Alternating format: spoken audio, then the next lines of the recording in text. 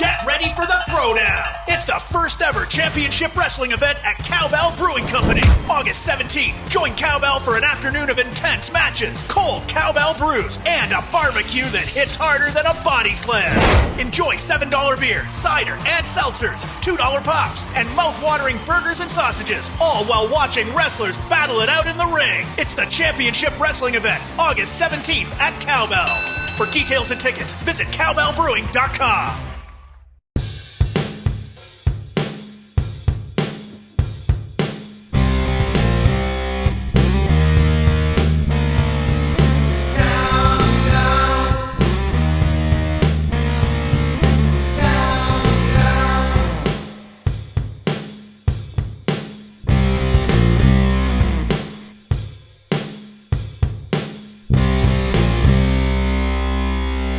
Listening to Count It Out with Mike and Tyler.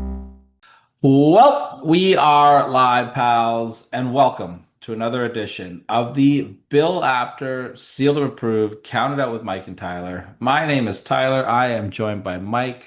Mike, we are almost here. We are 3 days away.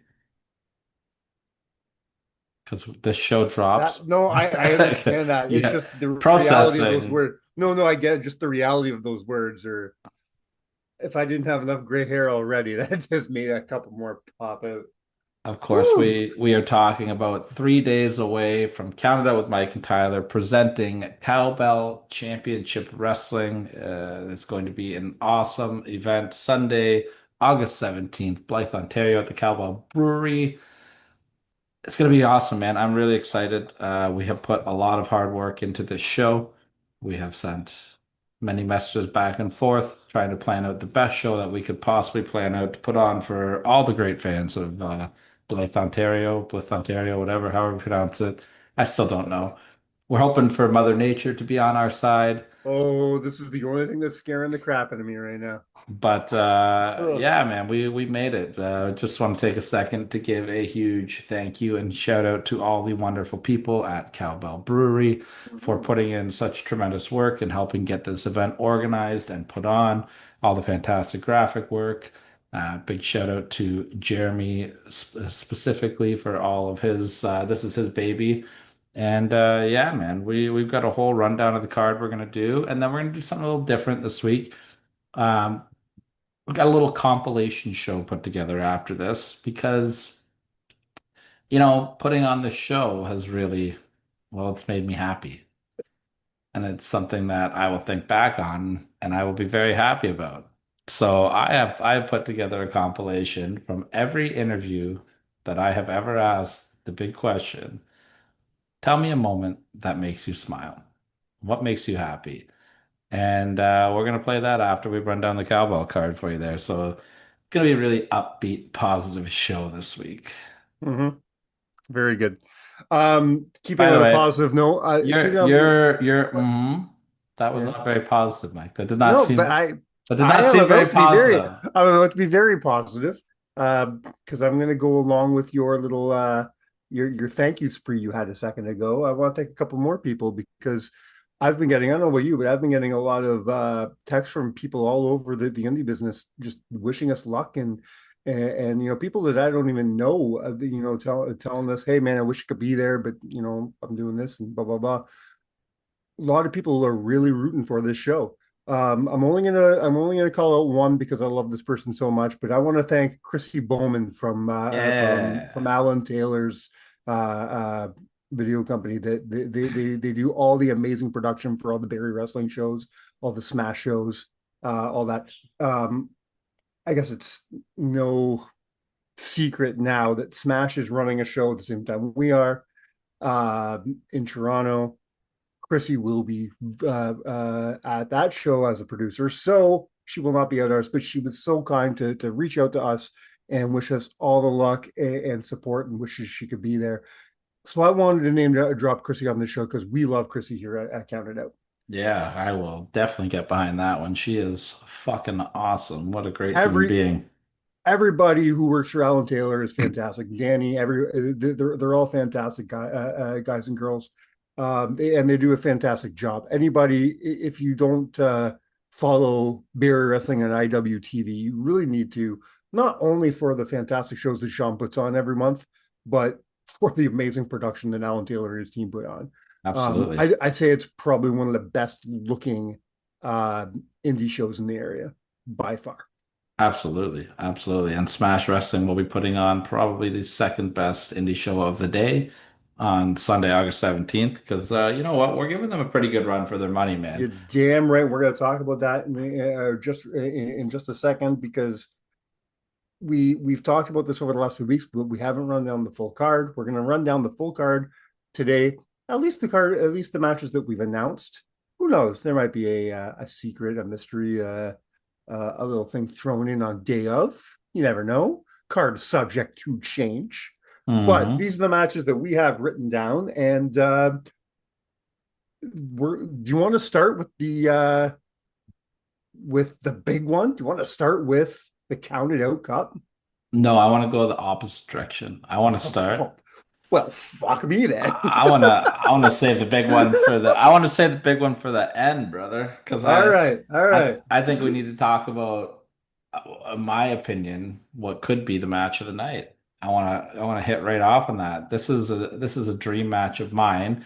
This was There's a few matches that could be match of the night, I mean they all could but be. Like this but one this I one know what is match you're talking about, but I'll talk about a match or two later that could go up against this. But yeah, I mean, let's I mean, go. when I take a look at this whole card from top to bottom, like it's going to be a huge battle for match of the night because there are Yeah, so many talented people on this show, and I'll give you a full rundown of the talent that we have not announced for matches as well.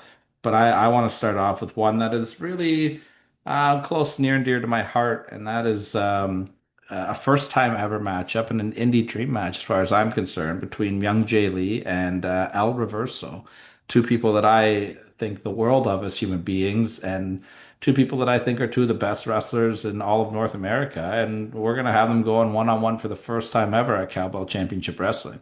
yeah. This is one of the first matches that you even pitched to me when we started building this card. This card's evolved a very long way since the beginning. We didn't know Yes. what this card was going to look like. The what we're putting on this Sunday doesn't look anything like what we talked about 6 months ago. And because that's how wrestling works. You build on who comes in, who leaves, everything like that. We've had wrestlers signed that had to leave us to go somewhere else. For one reason or another.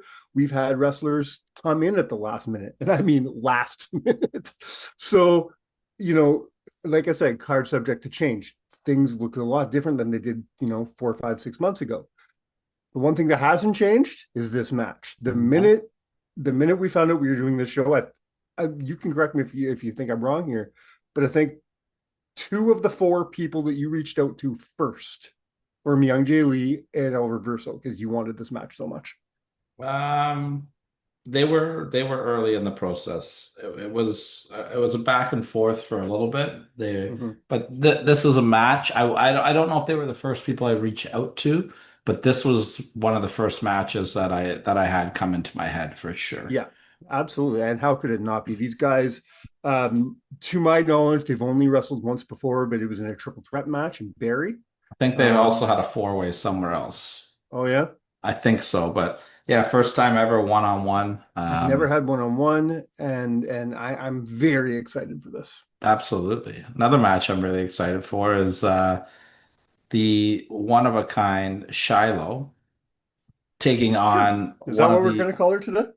I'm terrified of her, so she she is an amazing human being and does not scare me. I mean, and she's going to be taking on coming all the way from Australia, making a residency in Canada right now, Kingsley, who I guarantee you, after watching Kingsley's entrance, you will not be able to get her song out of your head forever. You I won't be able to get anything about Kingsley out of your head by the time this show is done. Her look, her moves, her everything she does, her aura. There's something about Kingsley. We're gonna be talking about Kingsley for a very long time. Yeah. I hope I don't know. I almost hate it. This is what I call the Australian takeover syndrome because I hate it when people from so far away come to us because I know eventually we're going to lose them. And I just, I want everybody, I have no idea what her passport situation is. I don't know how long she's going to be here in Ontario. So anybody who has a chance to see Kingsley right now, take it.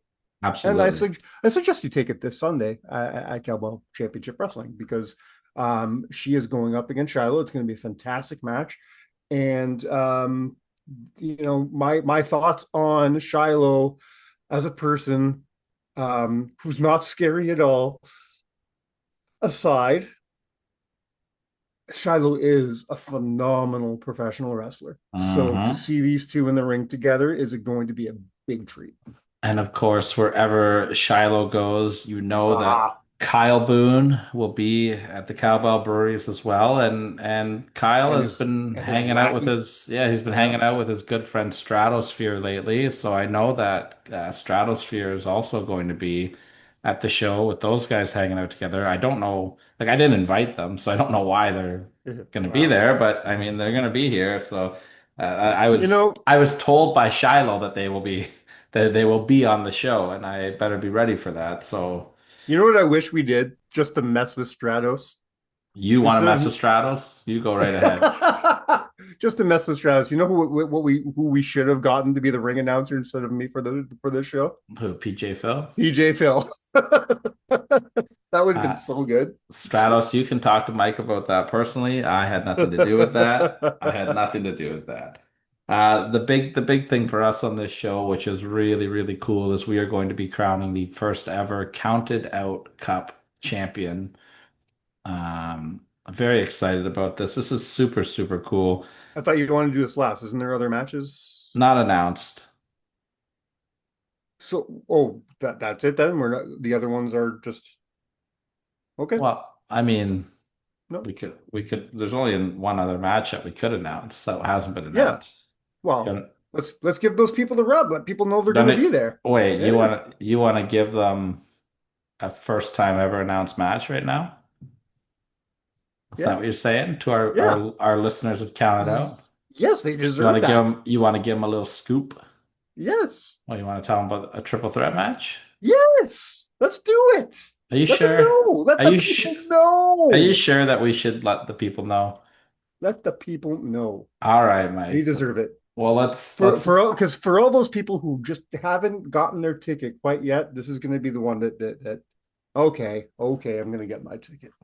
we're going to see a triple threat match between the big man Isaiah Prince Ooh, going against Draven Kayas, going against the rookie sensation taking the indie world by storm already. This is like he's got just such a phenomenal talent and an even better human being. Kuya Cole, who's just recently been greenlit, and he's really impressed me a lot to the point where I reached out and said, "You need to be on the show." So big test for the young man there. And Isaiah Prince is a bad man, so I would not be messing oh with him. my God, man. He anybody who hasn't seen Isaiah Prince live, it's something. He comes in and you look at him like he's just a brick wall. Like there's no getting through this guy. I don't know what we have against Kuya Cole. Like, You know, but you said the proper word. You said test. This is a test for Kuya Cole, that's it. and don't count out Draven Kaius as well because he has something to prove here. He's the odd man out. He's not the big man. He's not the rookie sensation. He's got to show that he belongs here and that he's the one that people are going to be talking about after this match. I think it's most important for Draven to have his hand raised at the end of this match. So don't count out Draven here. Yeah, this is a huge match between three amazing talents. And I'll give you guys one more scoop because I received a DM message Mm-hmm. from one We of my talked about this favorite last week. Yeah. from one of my favorite tag teams, and that is the Ring Truck Crew, Uncle Custom and Mikey Jenkins. And No, no. Uncle Custom said that his favorite beer is Cowbell beer. Exactly. and his favorite thing to do is to beat people up. So So he told me he'd like to combine his two favorite things, and he will be showing up at the Cowbell Brewery as well with we Mikey don't J. have anything for him to do. We saved him and Mikey a couple seats. We know they're going to be drinking. Here's the thing. A guy like Uncle Custom, you said this last week. If a guy like Uncle Custom wants to come to your show, do you tell him no? Absolutely not. Don't think so. Guy's a So legend. if Uncle Custom and Mikey Jenkins get a couple, wobbly pops into them during this show, and they decide they want to get in the fight, I'm sorry, dude, I'm not getting in front of Yeah, them. Canada with Mike and Tyler will not be facing them. I'll tell you that No, much. I will not be stopping Custom from doing whatever he wants to do at this show. So we don't know what he's going to do. We don't know what he wants to do. But what I do know is that the Ring Truck Crew is one of the most entertaining tag teams on the indie scene. And this is a personal honor for me, and I think I can speak to you for you as well, just to have the custom made man Marcus Ryan at this show. I know that's not the name he goes by this day, but I gotta drop that because I've been watching indie wrestling a very, very long time. I started Yes. watching the Ontario indie scene in 1998. I've been following for a long time. And if you go back to the guys that you and I have both been following, you talk about guys like El Tornado. Okay, you got your Tyson Dukes, your Tids. Jack Damage, You go all the way for these Eric guys. Mike Young, Youngblood, Eric Young. You go all the way back.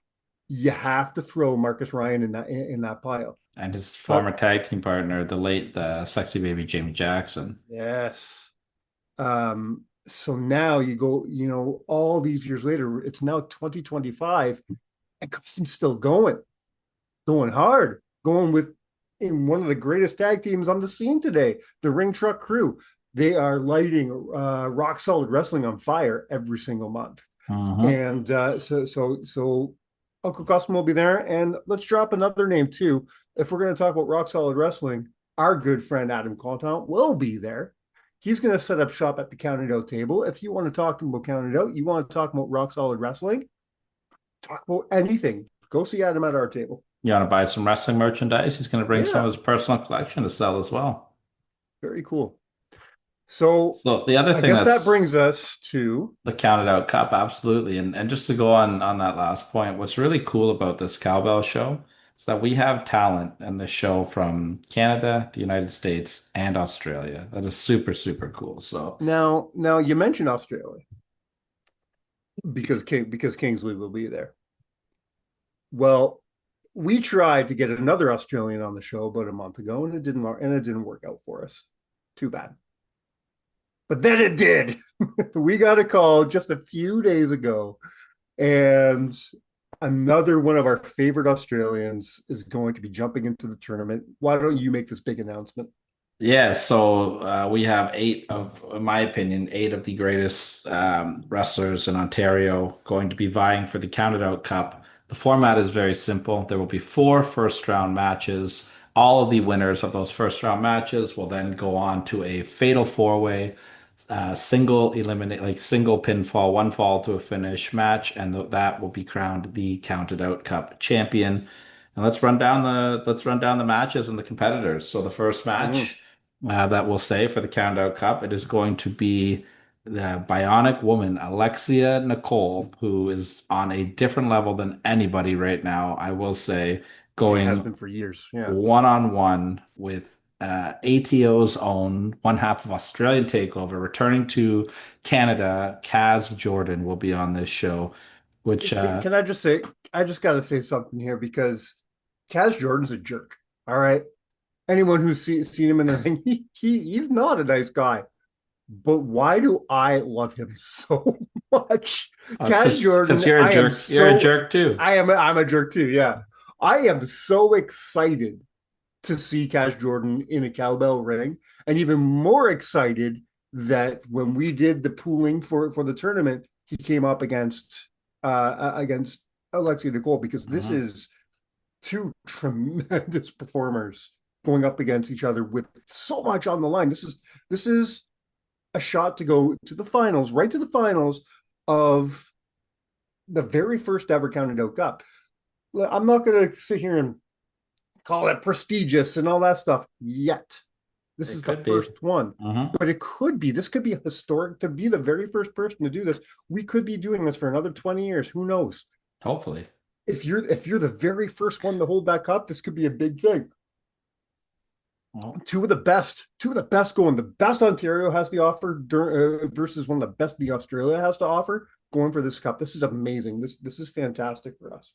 well, and you said big thing, and that segues right into our next match because we Oh, have the monster in the tournament, nearly 7 feet tall, it's a big boy.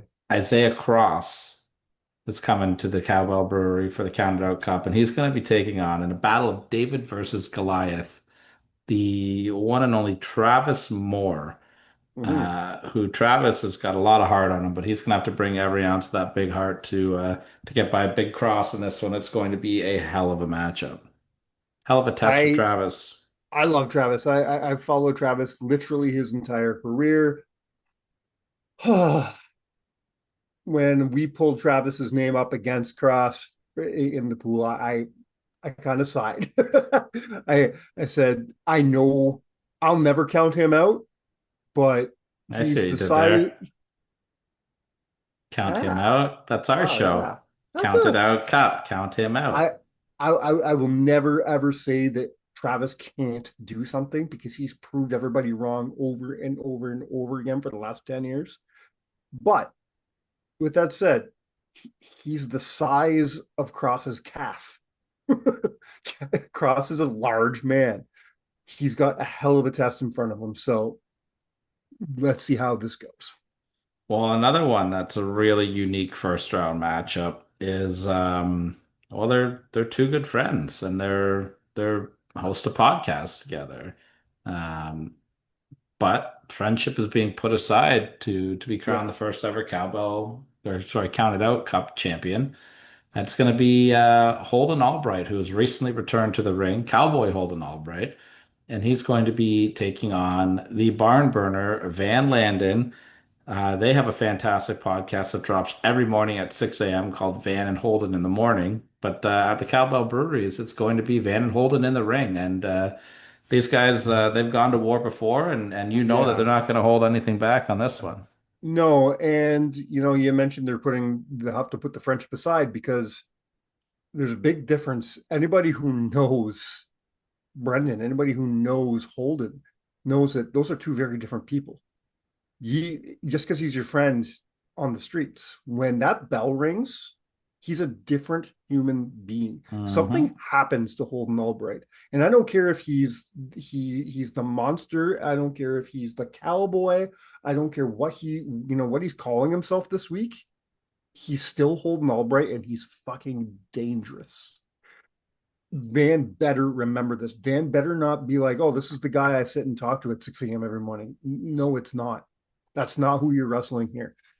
And this is one of Holden's first matches since returning from a long hiatus from wrestling. Holden's got something to prove here. Has no intention of walking away from Cowbell empty-handed. And we know that Holden is not shy to do anything it takes to get what he wants. Hmm. This is the only match in the card that I'm slightly scared about because I love Van Landen. Van Landen, I consider, out of all the people on the card, I consider Van a friend, not just a guy who's coming to wrestle for us. I don't want Van to get hurt, and this match scares me, man. Yeah. And of course, the final first round match.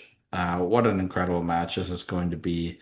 The man they call El Diablo, Gabriel Fuerza, All right, is going up against the hometown man himself, fresh off a tour of Pro Wrestling Noah, Bryce Hanson. You've seen Bryce on fire all over right now. We've seen him on TNA Wrestling. We've seen him on Maple Leaf Pro Wrestling. He just finished having a tag match against Gallows and Anderson. Gabriel Fuerza is widely regarded and respected as one of the best in Ontario, one of the best in North America, and one of the best in the world as far as I'm concerned. If you watch this guy in the ring, agreed. this is going to be an incredible match, and this is where I'm just going to sit back and be a wrestling fan. Yes, You mentioned earlier how Reverso and Young Jay Lee have a good chance of being match of the night. I think their two toughest competitors would be Kaz and Alexia, and this match right here. Now, with that said, every single match on the card has that pressure on them and has that possibility and chance to be matched. And you never know who can steal the show. But when you put Fuerza and Bryce Hanson in a ring together, especially with, the pressure of the chance of the first ever Counted Out Cup, knowing that only one of them can go to the finals. They can't both go. One of them has to win.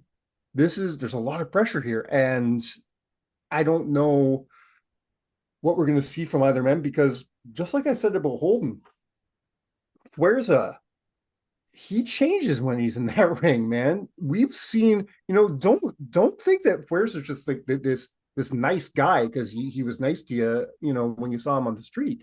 Fuerza can be a nice guy. He can be this baby face good guy performer if he wants to be, if he needs to be. But if that's not working for him in the ring, he could switch like that. He can turn into a villain, an asshole, a very dangerous person at the flick of a switch. Mm-hmm. Bryce Hanson better remember that. And we are about to see, I think, one of the best matches of the summer, hands down, at the County Out Cup. I think that there's nothing that Gabriel Fuerza would like to do more than spoil Bryce's homecoming, and I think he would thrive on that. I think he would get off on that. He's a sick man, and this is going to be an incredible match, and this is going to be an incredible card. Also, I think Fuerza's he's been on the show. He's known us since 2020. He's a Counted Out guy. He knows about Counted Out. He you see him personally every single month at Barry Wrestling. I think Fuerza would be very interested in being the first ever Counted Out. I don't know if it's so much because he would like to represent Counted Out compared to the fact that he likes to win. He likes to win titles. He likes to win accolades. He is considered one of the most decorated people in all of Ontario when it comes to championships. And I think he'd just like to add one more feather to the cap, right? Yeah. So it's going to be a great night. There will be definitely some surprises as well. Be sure to grab your tickets. It is, I'm so excited. Of course, we take the winners from all four of those matches we just announced. And the finals will be all four of those people in a fatal four-way, like you mentioned earlier. One fall to a finish. And the winner walks out with that big, beautiful trophy that you procured. And if you haven't seen the trophy, there is an image floating around with all the competitors on it with the trophy dead in the middle. Go take a look at that. It is wonderful. I'm very excited about the Counted Out Cup. I'm very excited about Cowbell about Cowbell Championship Wrestling. This show, I know it's weather permitting, but man, it's as long as Mother Nature's on our side, this is going to be the show of the year for me. I am very excited for it. It definitely is something that makes me happy. Thank you to everybody again for their help. So, Mike, go ahead. Because I'm going to segue out of this. So you finish up here. Okay, I'm going to hear your segue. I have a second segue. Oh, segue on a segue? Yeah. Well, my first thing before your segue, I just want to throw out one more name. Somebody who was booked on the card and will not be at the show. I just wanted to throw out because he deserves our support. Danny Franchise can't make it on the show for personal reasons, and life happens. It was important to me to be able to have one of my best friends wrestle on the show, and that's why he was there. But life happens, life got in the way, and he won't be able to make it. So I just want to give my love and support to Danny, and hopefully next year we'll get him on. He won't hear this. Well, that's true. I actually got a personal phone call from Danny. I didn't tell you this, and no, I didn't. I won't tell you on air. Yeah, he gave me a personal phone call, and he said, "Hey, man, I saw how amazing this card is, and I'm just gonna pull myself off it because I don't want to bring the card down. Yeah. So See, the minute you said you got a personal phone call from him, I knew you were working me because I've been trying to get him on the phone for 3 months. It's like, he told me that he said, "Listen, man, I know that the budget's tight, and if I rip the entrance down, I don't think that the show is going to be able to be on. So I'm just going to pull myself off for the benefit of the show." And I said, "Thank you, Danny. I appreciate that." So no, it's gonna suck not having Danny there, but the show must go on, and our show must go on, and I'm gonna I mean, segue. he didn't know I was just gonna have him. I had a Doink the Clown costume. I was gonna make him wear that anyways. That's fair. So yeah. So I'm gonna segue out then, and we're gonna as we wrap up our portion of the show. So Mike, Mhm. You're gonna do Cowbell what I was gonna do. Cowbell Brewery Yeah. and Damn Cowbell it. Championship Wrestling makes me very happy. Yeah. And we end all of our interviews now, for the most part, asking, what is something that you look back on that you have done that personally makes you smile? And you're going to hear that sentence a lot. I apologize because I'm not going to edit every single time I say that out. But I would love to know, over the last 5 years of Count It Out, Mike, what is something that personally makes you smile? I was gonna do this to you. That was gonna be my segue. Well, I can do it on the way out too. um, One thing that makes me smile is every time I hear you say cheers because I don't have to hear your voice anymore for the rest of Yeah, the day. That's always a good absolutely. thing. That's a big one for me.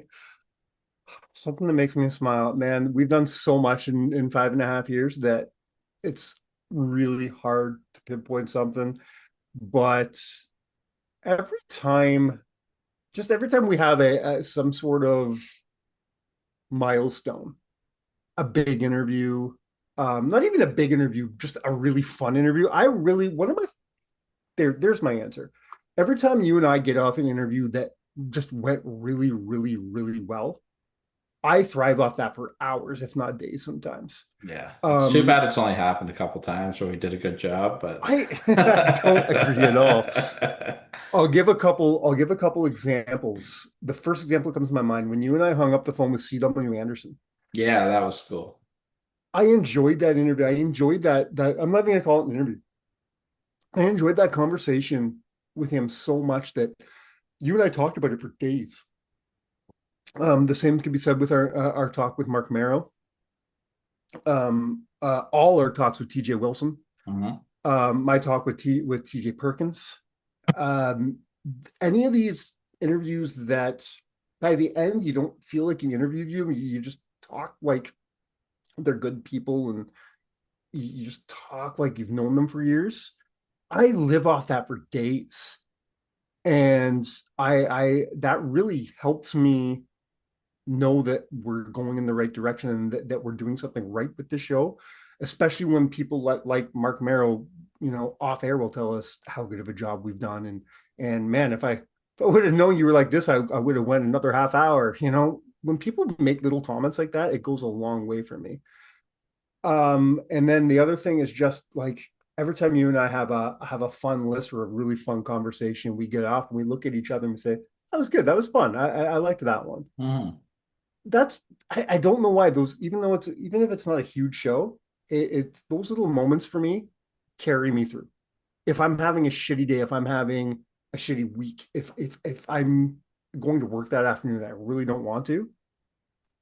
I'm going to work with that feeling, and it makes my day better. It really Yeah. does.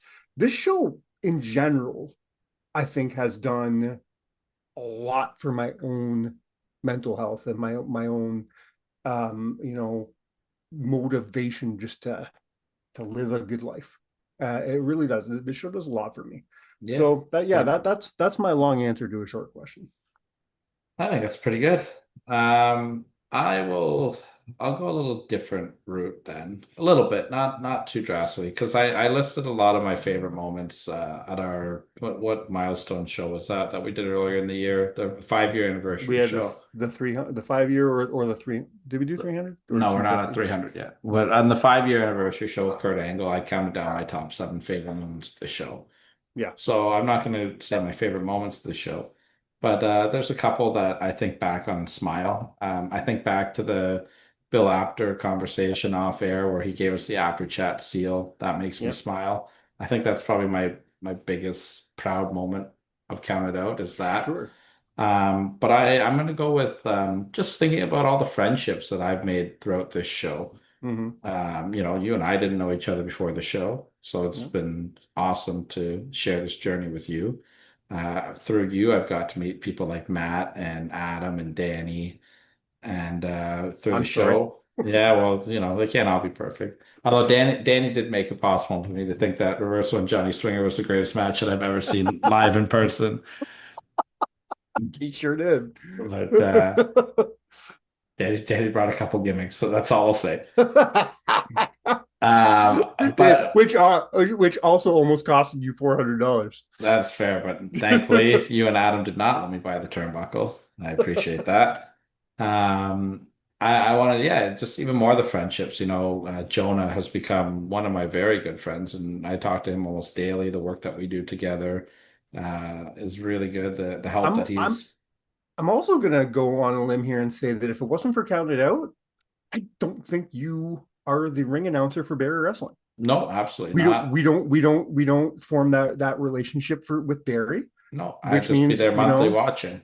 yeah, your friendships with people like Sean and Mhm. and Jim and Mike and Van, and I know all these guys are very close to you, and I don't think that happens without the podcast. Yeah, and it's really cool for me to have. I'm not going to say a friendship, but a strong maybe acquaintance with a guy like TJ Wilson. Like I could Hmm. pick up the phone and ask him for advice, and he would be there to give it to me. I've developed a great friendship with Bronwyn Billington, the daughter of the Dynamite Kid, who was my Yeah. favorite wrestler as a child, next to Hulk Hogan.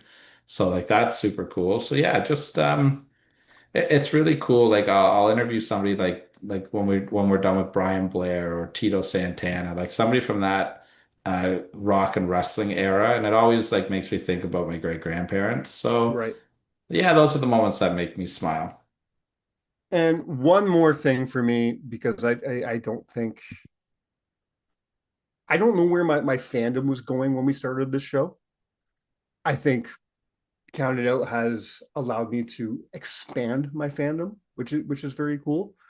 But also it's given me a platform to really expand my son's fandom. Mm, So one of the things that makes me smile is every time we interview somebody that I know my son's gonna really, enjoy whatever, that makes me really happy. And being able to have a platform to talk about my son's fandom is very cool for me. That makes me smile. absolutely. Be able to come on the show and talk about my son going to Barry Wrestling or my son going to extreme to Elimination Chamber, I mean, your son was or, on the or show.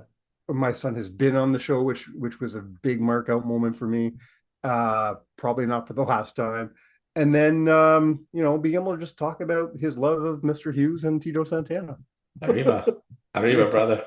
Well, on that note, let's throw to a bunch of our guests a compilation of what their moments that make them smile are as we head into a moment that makes both of us smile on Sunday, August 17th, Cowbell Yeah. Championship Wrestling, presented by Ticket Counted Out with Mike and Tyler.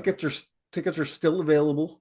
I can't remember the whole Eventbrite uh, code and everything for you to go to. So go to cowboybrewery.com. The link is right in there. So go there. Yeah, we had to release Get more tickets. Tickets were Yeah. selling really fast, so we released another batch. Even if you go to the Eventbrite, it still says few tickets left.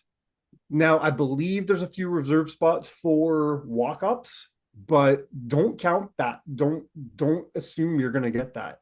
Because remember this too, wrestlers have families.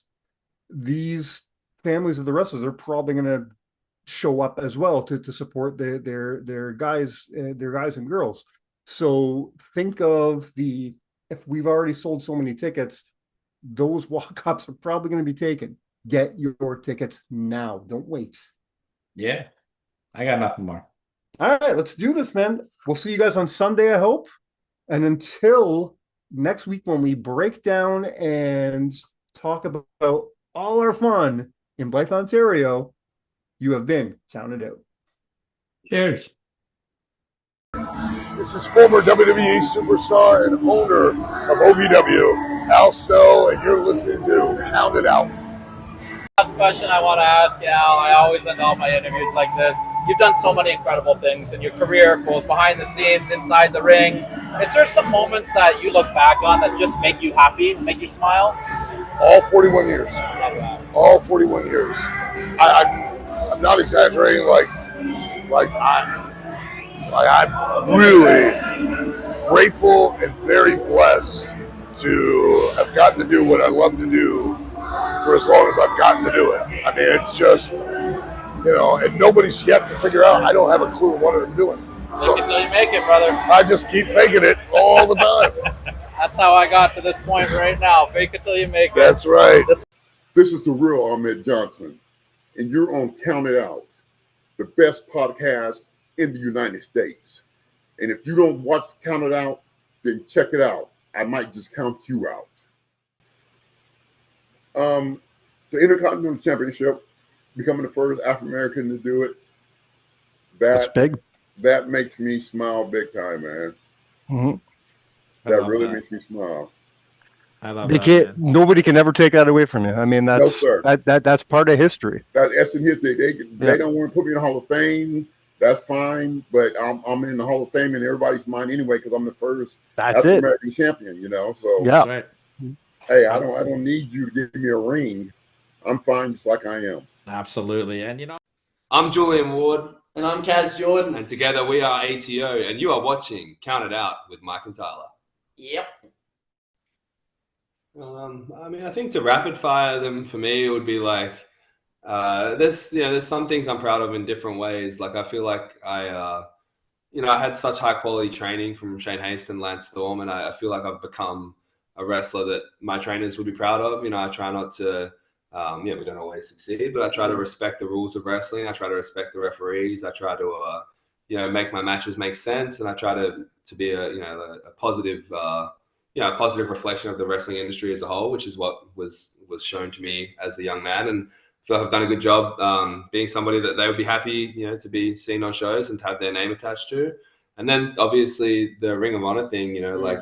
Some wrestlers will probably pretend it's not a big deal, but nobody can ever take that away from us. And if we never do anything again, or never have another match that anybody sees, well, at least 2 or 3 times because the AEW, WWE, New Japan, that's the top tier of wrestling, right? That's full-time professional elite wrestling. Some might say all elite wrestling. I see what you did there. It's terrible. But yeah, to at least get the experience to wrestle a match for them and do things the professional way at least twice. Nobody can ever take that away from us. We're obviously both very proud of that.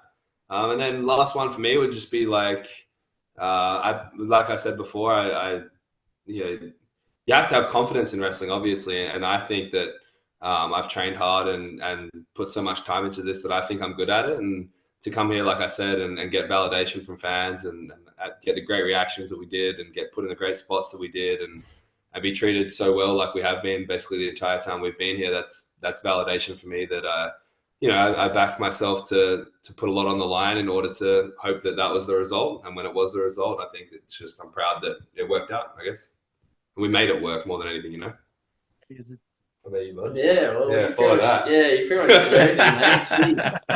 Probably just like you said, the validation in terms of like not letting your coaches down, saying show like making people proud, the people who've trained you, like things like that. That also goes for the people that gave us the opportunity. Yeah, exactly. For the ones like not letting them down as well, like the promoters, your coaches, your friends, like people putting you over to think like to other people.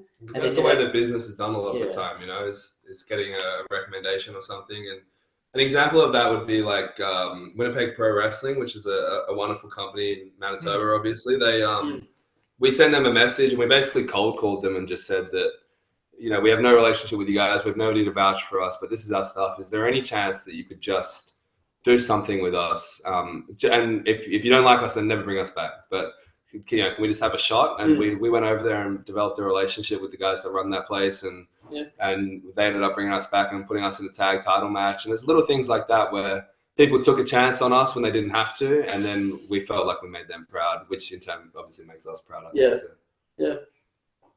That's pretty much that. And What you said, man? Good stuff. You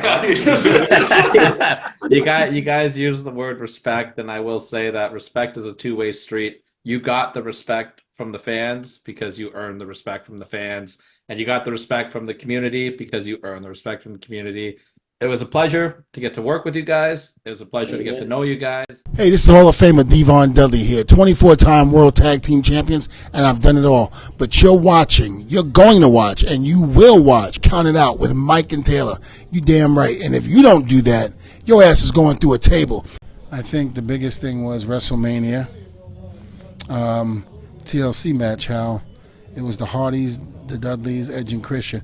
And I'm not talking about the one where Rhino and Lita and Spike was in. I'm talking about the one in Anaheim, California, which was called a ladder match, but yet it was a tables match. You know, here it is. They put us on that card. They put us together in that type of match because it was like, we got these young stars. What are we going to do with them? Well, let's put them in a match with tables, ladders, and chairs, and we'll call it a ladder match. It was one of those things where they didn't know what they had until it was over. We always like to say Vince threw shit against the wall and see if it stuck. And if it did, he ran with it, which is what he did. We were just happy and proud that we were able to overcome the odds of actually having one of the greatest matches of all time against The Rock, Stone Cold Steve Austin, The Undertaker, Mick Foley, and Big Show. I mean, these guys are on the show at WrestleMania tearing it up, and we stole the show. You know, not only that, but we did it 2 years in a row, back to back, and that was with. They like to say WrestleMania 17 was the greatest WrestleMania of all time, and that might be the case, but still, we stole the show again with everybody that was on there. And if I'm not mistaken, I was Rock and Austin. I mean, it was Rock and Austin, Undertaker and Triple H. I mean, I think we in doing that, that's probably one of the greatest moments of my career. You know, we actually stole the show back to back at WrestleMania, the biggest stage of them all. Hey guys, Amazing Maria here, and I just want you to know you are watching Count It Out. Watching my kid, like 100%. Like, I can look back at all the things I've done, everywhere I've been, and like the best thing ever is watching her do what she does because she's so fucking good. I think that's the part. What's poppin'? It's the Bucetoist baddie, Hollywood Heavy J, and you're watching Count It Out. Anytime I'm in the ring with my son, I think that's foreshadowing because he's going to be a third-generation superstar. And also, just anytime I'm in the ring with Mom. That death match was awesome. It's all on TV. We'll have it for life. So. How was the aftermath of the death match, Haley? What was the recovery like for that? Are we going to see another death match in your future? Probably not. That's the Count It Out exclusive right here. Haley, welcome to Canada. This is Steve Macklin, and you're listening to Count It Out with Mike and Tyler. When you take a look back at your career so far, all of your accomplishments, everything that you've done to get to this moment, do you have any personal moments that you can look back on and they just make you smile to think about? More personal moments, not even in wrestling ring, I would say just as a human being for where I've gone in life. I posted about my dad's 60th birthday, and we took him, my wife and I took him and my mom to dinner at Krishner's in Orlando. Cheap plug there for Krishner's, one of the best steakhouses in Orlando. And it's a meal to me that you're spending a lot of money on a good meal. And if I ever had a dying meal and I was to ask, what would you want? I would be like, I'm going to Krishner's for my final meal, and that'd be perfect for me. But it was just enjoyment of seeing my dad eat that, and like I wasn't able to have that kind of growing up. Like my parents busted their butt to allow me to get to where I want to live in my life and live my dream and do what I want to do. So to be able to pay that back just for what I do as a career as a professional wrestler, I think is one of the coolest things in the world. So I would say, like, for me lately, that's been one of my personal favorites. Yep. This is V. Brian Blair, and I listen to Count It Out with Mike and Tyler. Oh, God, there's so many from WrestleMania 3, winning the Florida Championship the first time, the Florida Heavyweight title, winning my first tag team belts with in Bob Geigel's territory in Kansas City with Bulldog Bob Brown. I think everybody did that. so many wonderful being inducted into the CAC Hall of Fame, being inducted into the Pro Wrestling Hall of Fame in Iowa. So many wonderful accolades in the wrestling industry. I just can't mention them all, but being elected to county commission, countywide, 1.5 million people in Hillsborough County, selling my Gold's gyms when they weren't for sale. That was a very, very good thing. Just watching my family, thinking about my son who is gone, my older son who is gone now. It's not a joyous thought, but it's a happy thought that the times we spent together. And I'm a firm believer in Jesus Christ, in God, and I pray to God through Christ every day. And I am very proud to be a Christian, a man of faith. And I love everybody, and I wish everybody sincerely nothing but good things. Hey, this is Eric Redbeard, and you're listening to Count It Out.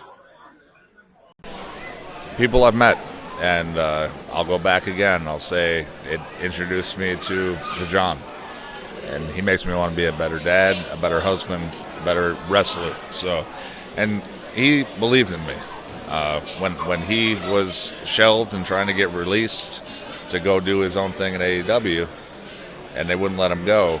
He was my biggest supporter when I broke away from Daniel, when I did my singles run before the cage.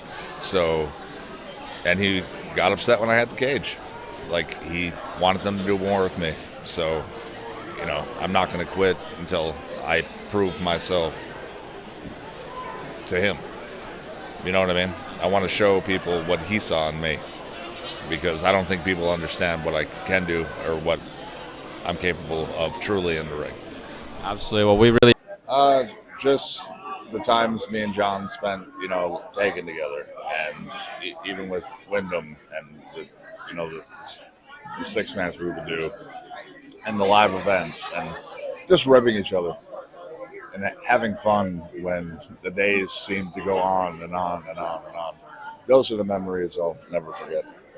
Hey, wrestling fans, this is the world's most dangerous announcer, Gary Michael Capetta, and you're with Count Out with Mike and Tyler.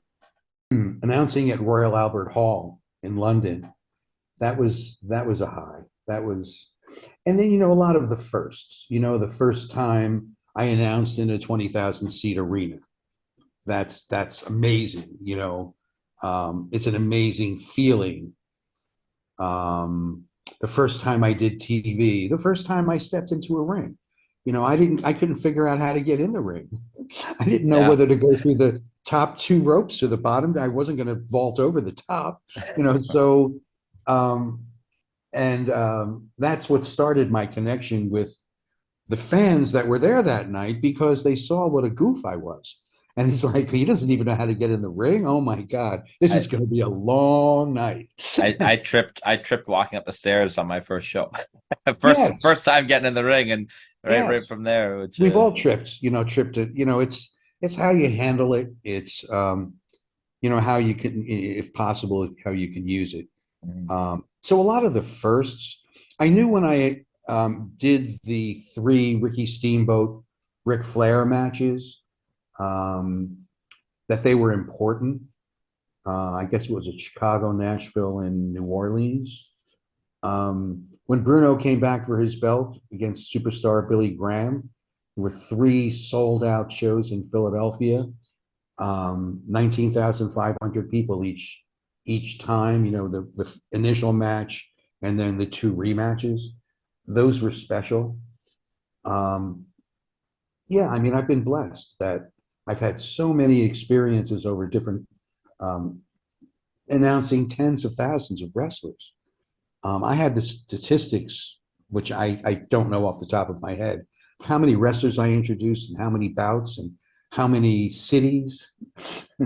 And when you're doing it, you don't realize what you're compiling, but it's really cool. And, I just thank the Lord for that opportunity. And I thank the fans for continuing to support GMC. I mean, I really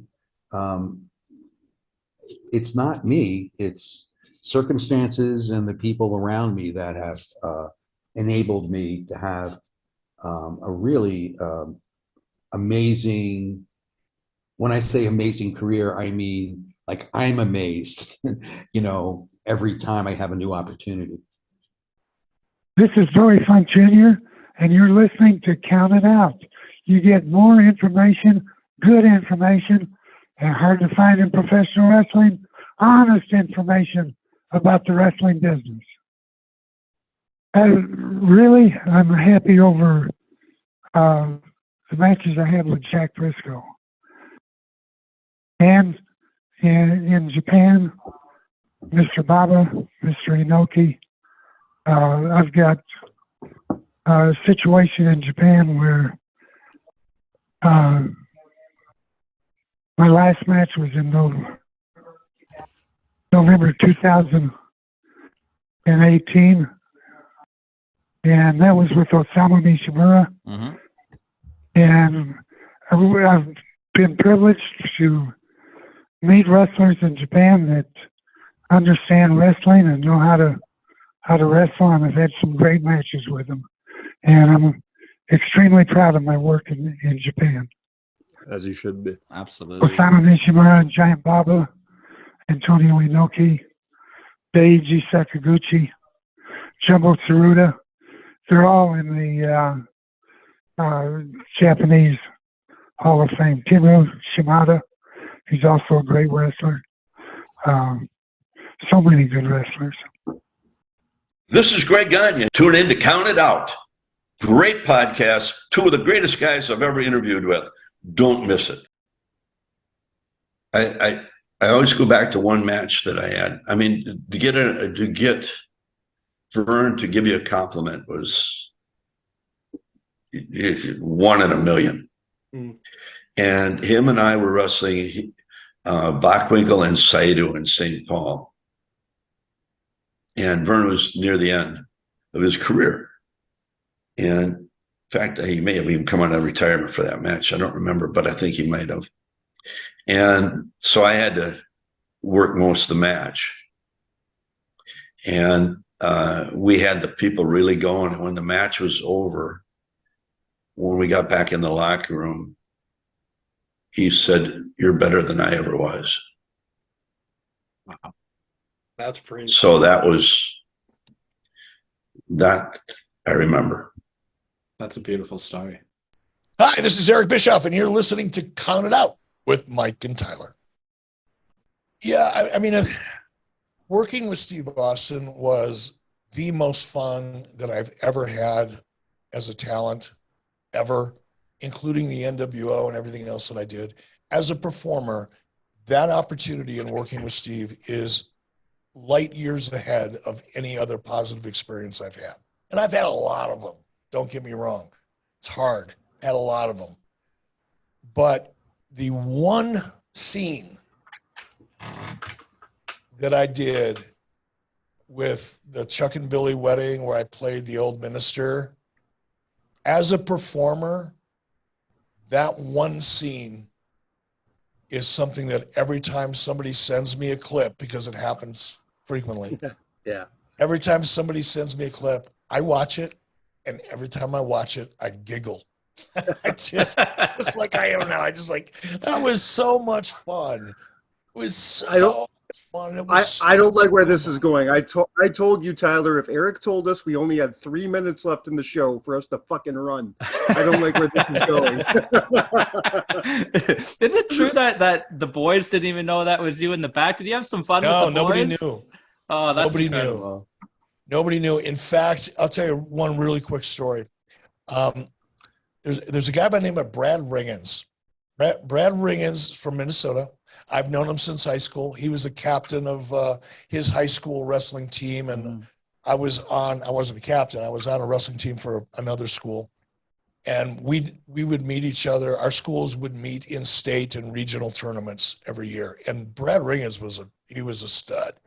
You know, I think he was 180 pounds. He might have been a heavyweight, but he was the king of the hill. And we knew each other. We weren't friends in high school, but we knew each other through amateur wrestling. And then I got to work with Brad, and Brad went on to become a professional. He worked for the AWA for a long time. He worked in WWE for a brief period of time as a talent. But Brad was also hired by New Japan Pro Wrestling to kind of manage American talent that were going over to Japan on a regular basis. Anyway, so I had become great friends with Brad and had known him since high school, since I was 16, right? So anyway, we're doing the scene that we're talking about with the Chuck and Billy wedding was taking place in Minneapolis. So I ended up getting to the arena like at 9 o'clock in the morning, 8:30 in the morning. Rest of the talent didn't start showing up until noon, but they wanted me to get in makeup before anybody else got there so that nobody knew it was me. The reveal was that was the moment, and they meaning WWE, didn't want anybody to know it was me. So I got to the arena early, 3 or 4 hours in makeup. I finally come out of makeup, and I looked at myself in the mirror, and I'm thinking, oh, this is awesome. So I started trying to get into the character early, right? I had never done anything like that before. So I'm thinking, all right, I've got to make myself believe I'm an old man. So I started walking around backstage and my hand up, kind of shaking, and people would say hi to me, and I'd say, good morning. And I did that all day because I really wanted to be that character. I tried. So at some point in the afternoon, I look over and there's Brad Riggins, who I've known since I was 16, standing in a corner because he came to visit. Now, as guys that used to be in the business often do, they come backstage and say hi to old friends and things like that. So I see Brad Riggins backstage, and he's with his 2 stepdaughters. One was like about 9, the other one was maybe 12. And they're just standing there, not talking to anybody. And I go over to them, in character, and I walked up to Brian. Hello, young man. What's your name? And I shook hands with him, and he didn't know how to act, And I looked over at one of his daughters, and I did a Joe Biden. I smelled her hair. I went, you smell lovely, young lady. Holy shit. I have some candy in my dressing room. Would you care to join me? I said this right in front of Brad. And Brad is Brad is, everybody talks about Kurt Angle, and they talk about Brock Lesnar, and they talk about this guy, that guy. Brad Riggins was that guy, In his era, he was that guy. He made the Olympic wrestling team, for crying out loud. He's that guy. But I knew, I was like, he thought I was 80, so he wasn't going to beat me up, right? So I figured I'm just going to take this as far as I can just to see what happens. And I'm sniffing her hair. Finally, Brad says, okay, well, we got to go. Goodbye. Don't forget, come back and see. So later on, that night, now, of course, Brad's in the audience, right? He thinks it's some perverted old minister that's hitting on his 12-year-old daughter, trying to take her to his dressing room and give her a cookie or whatever. And now I'm up on the stage and I reveal myself. I saw Brad backstage and he was like, you son of a bitch. You son of a bitch. I wanted to kill you. Oh, my God. That was fun. That is single-handedly. I did the same thing to Eddie because Eddie's kind of a hothead and I knew it. So I thought, I'm going to go fuck with Eddie. It was awesome. Hey, everybody. Carrie Silken, Ring of Honor Ambassador. And I'm on here with Count It Out with Mike and Tyler. Check us out. Well, it makes me smile because this interview, it gave me a chance to blurt out a lot of things in one shot that I don't really think of normally. So getting to do this and realizing, as rough as things were at certain times with ROH and it's just like, the whole, like the Grateful Dead said, what a long, strange trip it's been.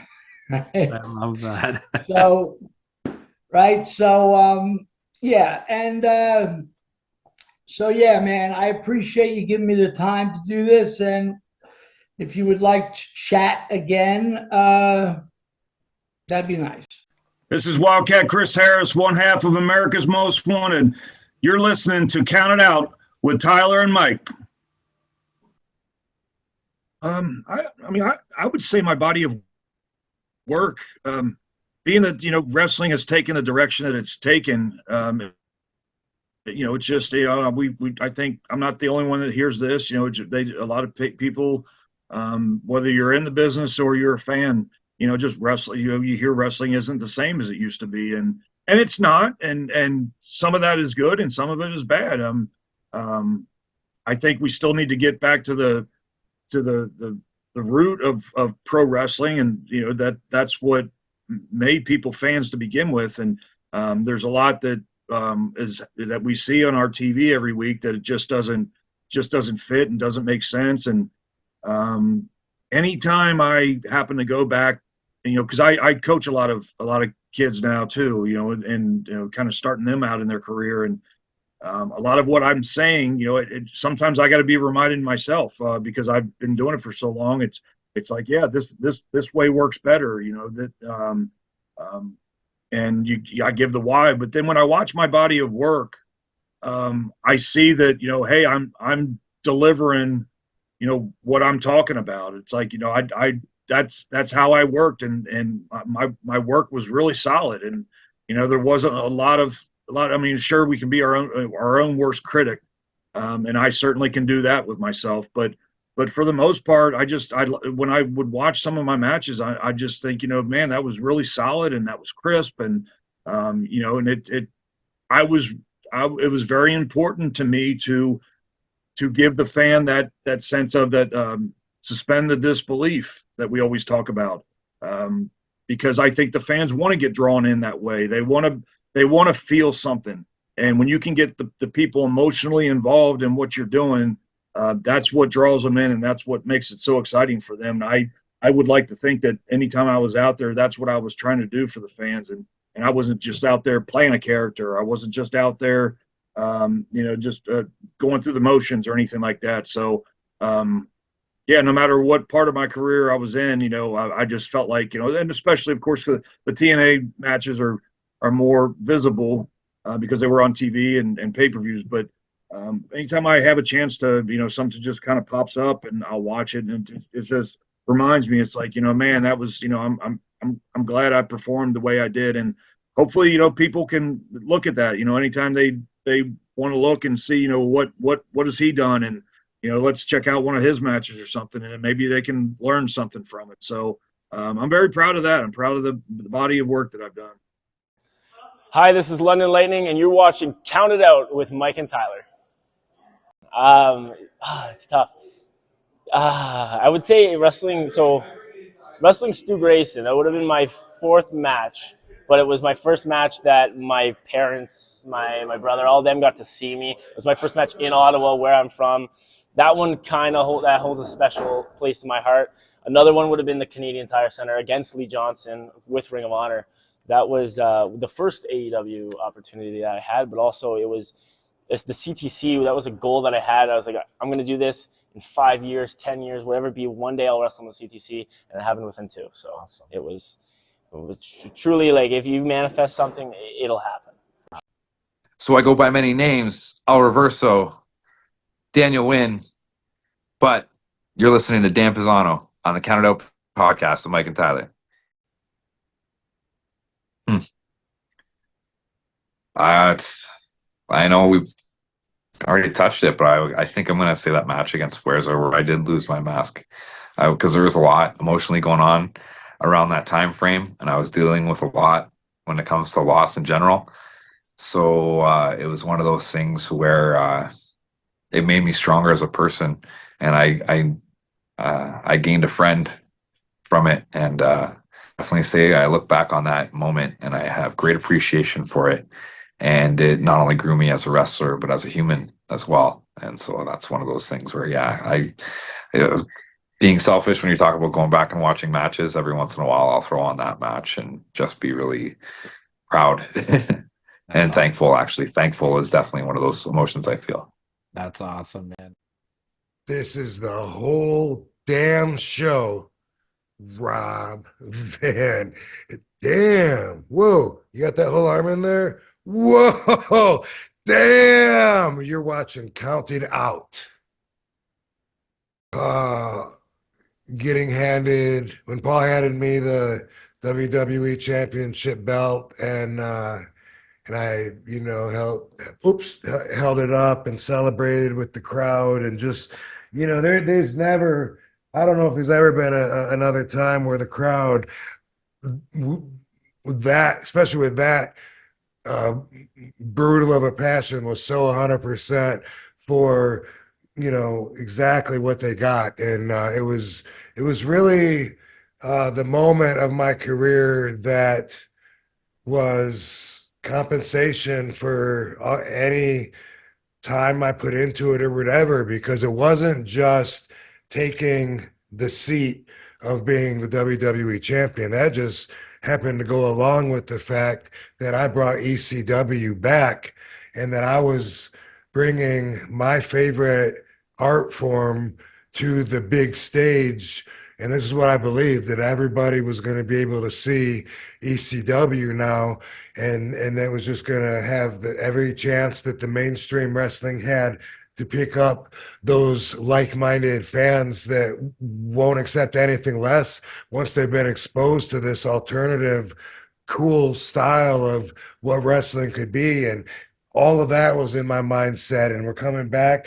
And because of me, not just me, but me, we're bringing back a third brand, Raw, SmackDown, ECW, because I went to Vince McMahon with the idea of bringing ECW back, and of using the guys that he has that are former ECW wrestlers, knowing that we all had that passion for that style. And so all of that going into it, we're bringing it back. It's going to have its own TV slot, ECW. And because I'm the best foot to put forward in this situation, I'm going to be leading the whole fucking movement, at least until I wasn't. But at that rewarding moment, that's what it was all about. So that was me being at the top of the industry in a place where it never would have happened if I wasn't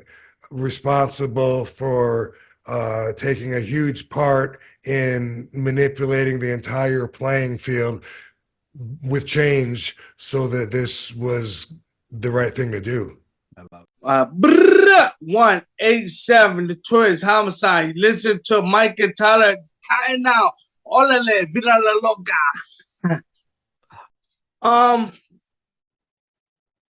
I feel like every time I go to a company like NWA, New Japan Pro Wrestling, GCW, everything, like the wrestlers, they come to me like, hey man, how you doing, homicide? If this is good with you, the most simple stuff ever. They want music hits, people go crazy. I can say F you and this and that, and they still go crazy. Like, to me, that's one of the most humble, appreciate things that I really love. Like I say, these days, man, I don't care about the $1,000,000, man. I care about the respect thing. A lot of people show me love. There's a gentleman telling me, I think he's just one of them, telling me how much I deserve his flowers. At first, I'm like, how you know about that? I don't know if you know about that. Because I told my son the same thing, and he didn't get it. When we say in the streets, like, yo, you deserve to get your flowers, that means like going to a opera, in Spain. Yeah, Like, okay, you yeah, did yeah. a great, and boom, same thing, I told Masala what he did, but the hardcore style, you deserve your flowers. So any kids tell me like homicide needs his flowers. And I'm like, why? And he yells at me like, dude, you know what He tells me I'm the King New York. I hate that. I'm not the King New York. He always yell at me like, "You're the King New York, so you need to stop." So I really appreciate the people treating me, especially my coworkers, the staff, the rest of it. Even though you don't like me, you still supporting me, no matter what. You can say "F you," I'm gonna say I don't like you. Yeah, but you're still saying my name. So take out the dick out of your head. You're still thinking about me. So I'm ready. 28 years. I'm 45 years old. I feel like Ricky Morton right now, but I'm still here, man. And I'm happy. I'm still traveling, and I'm happy to go home to see my little baby. I don't know if that's Nah, that's the biggest win of all, man. That's the biggest win of all. Boom, this is the man, the myth, the legend, Jack Evans from the heavens. And I would just like to inform you that you have been counted out with Mike and Tyler. Boom! And you know this, man. One recently that is a total mark thing, but was okay, this is a total mark. It's not even that cool or anything, but I took a punch from Arn Anderson, and I told him beforehand that he will never ever have anyone sell a punch so well in my life. And he actually in the back, he was probably just joking, was like, you know what? I think that was the best punch I've ever given anyone. So I'm just a mark for that. That Arn told me that, because I don't know, just being put over by some of those old schoolers, even if they're just joking away like that, it always feels good. And then something that puts a smile on my face. I don't know. Man, it seems like I should just be able to pop off with stuff, but now that like I'm put on a spot, I can't really think of anything. But I can think of like long time periods that were enjoyable, like my time in ROH, Lucha Underground, AEW and stuff. But like it's kind of like that era. I got not eras maybe too long, but like that like little point in my career, it will make me smile. But as for individual events, I can't actually think of many. Oh, that's all right, man. You've done so much, and that Arn Anderson story, I love it because Arn Anderson's one of my favorites of all time. So that's pretty cool, man. Yeah, and it just felt good to be put over because he came from a generation of some of the best sellers of all time. So he's given some punches, but no one put it over like me. I am challenging you fans at home. You go and you find a clip of me taking the punch and how well I bombed for Arn Anderson and put it against any other time that has ever happened, and I will come out victorious. Hey, this is Mark Merrill, formerly known as Johnny B. Bad, the bad man of World Championship Wrestling, and you are listening to Count It Out with Mike and Tyler. And if you're not listening to him, oh, it's going to be a blessing to teach you a lesson. That's a great question. There's many moments that really have touched my heart, but I think when I look back on my career, I think winning my first title against Steven Regal, and I dedicated to Mama Be Bad. And it was just such a moment. And, you know, people don't understand that even though it's predetermined and we know we're going to win, it's to know that a company feels strong enough to allow you to carry something so prestigious and that you're worth it. And I wanted to make that world television title really be worth it. And it felt so special to me. It felt like like when I won the gold medal in the Empire State Games or winning the New York State Golden Gloves, like winning that tournament like that. It was the same feeling of accomplishment. So whenever I see a picture of that or someone sends a video clip of me of that, or just the thought of it definitely makes me smile and makes me blessed that I was able to do that, I was able to wrestle some of the greatest wrestlers. I think I was in wrestling at probably one of the greatest periods, the Attitude Era, the Monday Night Wars, just being in, you look around your locker room and there's, the Undertaker, there's Stone Cold Steve Austin, there's Triple H, there's D-Generation X, Mick Foley, the list goes on and on, Ric Flair. And you just think about all these guys that I got to wrestle. So the combination of all that brings a smile to my face. And the greatest thing is that I really love the fans. Like when I go to these wrestling conventions now, I love meeting people. You know, the two greatest commandments that God gave us is love God and love people. And I do both. This is Santino Marella, and you're watching Count It Out with Mike and Tyler. I think winning my first title ever was the OVW Television Championship. That's like one of maybe my favorite memory of my wrestling career. It was an incredible night. My Mr. Stronko intercepted the cane, and you can probably even look that up somewhere. It would have been Boris Alexiev wins OVW Television Championship. You can probably see the match there. Mike Krul was awesome. Dean Hill calling the action with the guy. It was, I got goosebumps. And at the time, my roommate at the time was Damian Sandow. And he was the OVW heavyweight champion. So we had both titles in the house. It was good times, man. I was younger. I was actually already 32, I think, so I kind of I did start late, but we made up for lost time, and it was good times in my life. When you're achieving the goal is one thing, but that upward trajectory towards achieving your goals, when you're working so hard and you're hungry and you're like obsessed, with success. When you look back, that obsession is what you're proud of.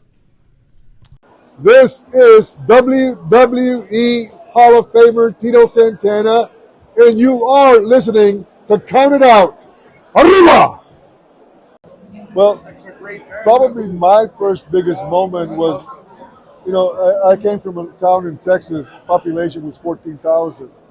So when I stepped into Madison Square Garden my very first time and saw that huge amount of fans, to me that was a very good experience. Probably tops everything, because that was my first experience being in a huge arena.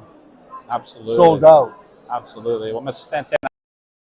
What's up, guys? This is TJ Perkins, and you're listening to Count It Out with Mike and Tyler.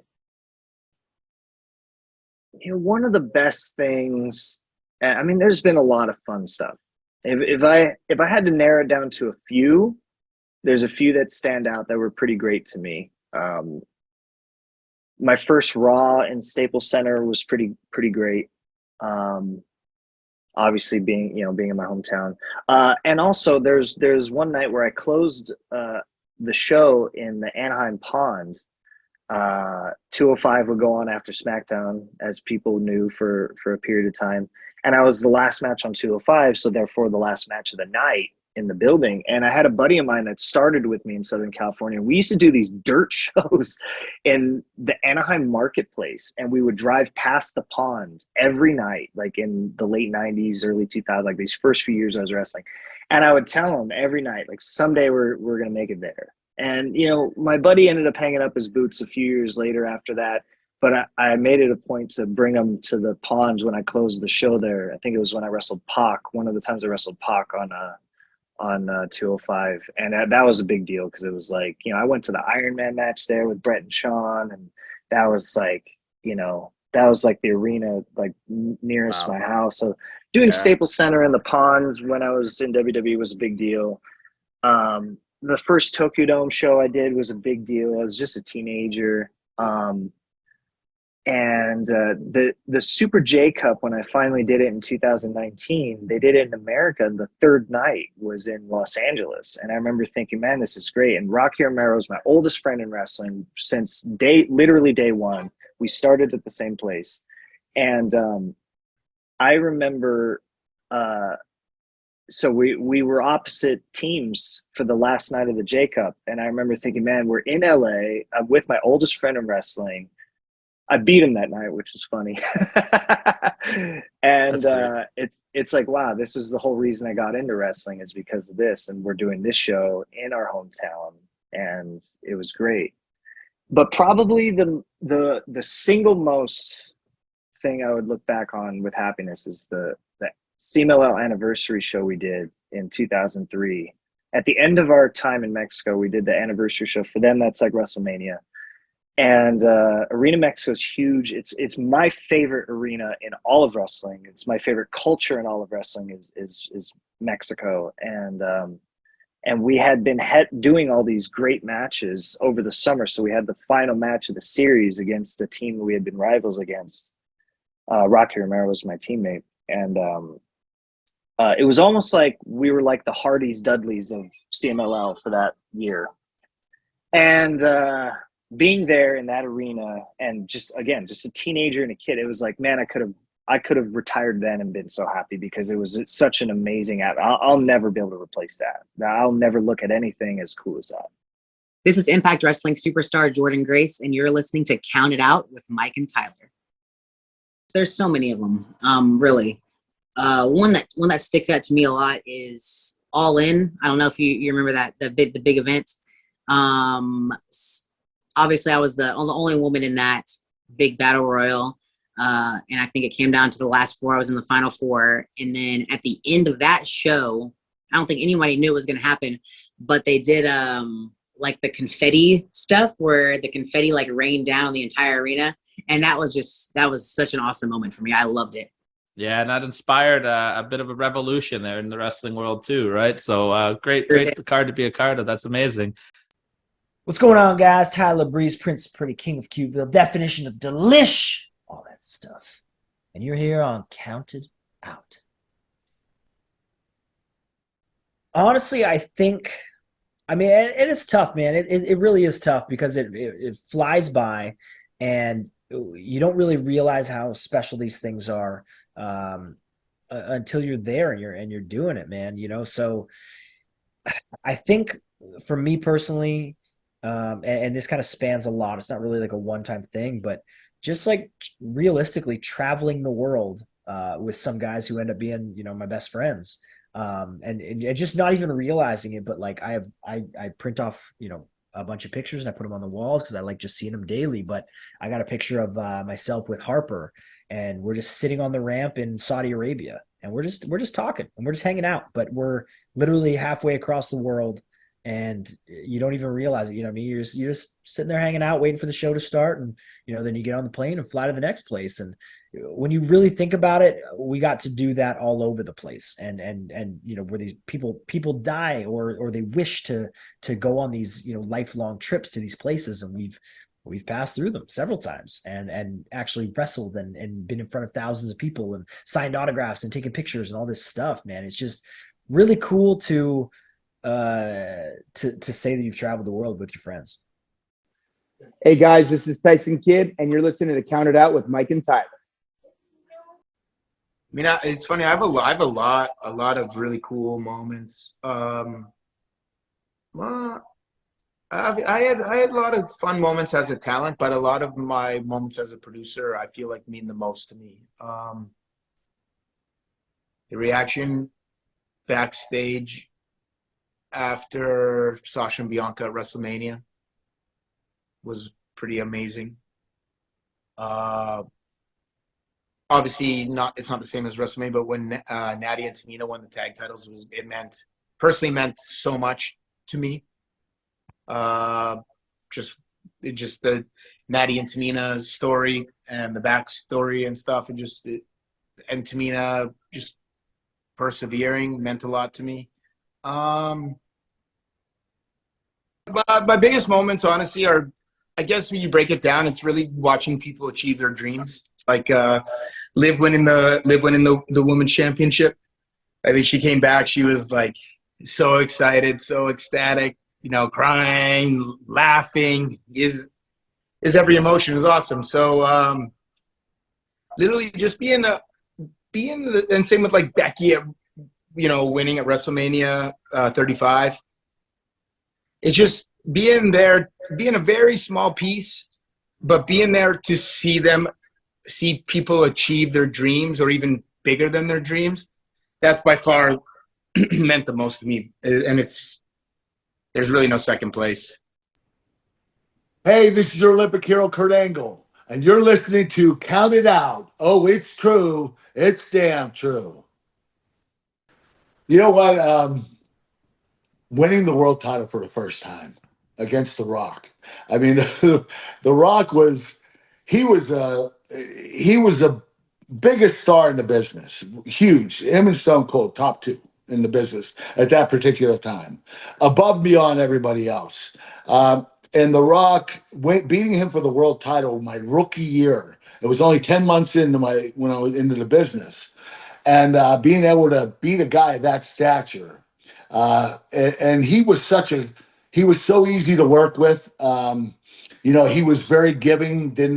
He wasn't political. He was, he was about making the match as good as it could possibly be, and being able to beat him for my first world title was nothing short of amazing. That was my favorite title win, and it's because it was The Rock, and we all know that how talented he is. He's a great athlete, and obviously he's great at cutting promos and has a great look. But the only reason why I don't put Rock up there as one of the greatest of all time, he's the greatest. He's one of the greatest superstars of all time. I can't say greatest wrestler of all time because he wasn't a technician like Benoit, Eddie Guerrero, even Undertaker is, or Shawn Michaels. I put Rock up there, like him and Ric Flair and Stone Cold Steve Austin and Hulk Hogan are the greatest superstars of all time. They're legends in their own right. But I really enjoyed beating The Rock. That was my favorite moment in professional wrestling.